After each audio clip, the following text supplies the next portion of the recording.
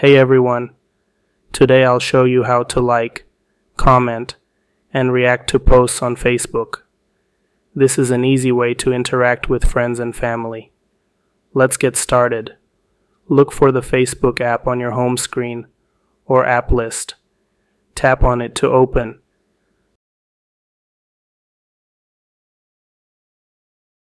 Scroll through your newsfeed to find the post you want to interact with.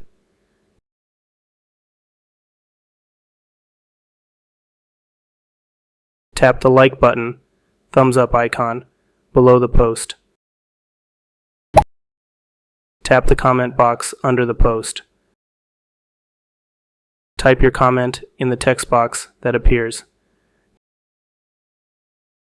Tap post to share your comment.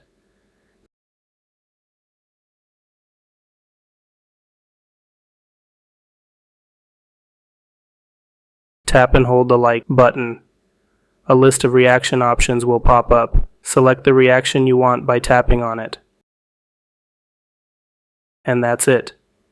You've liked, commented, or reacted to a Facebook post.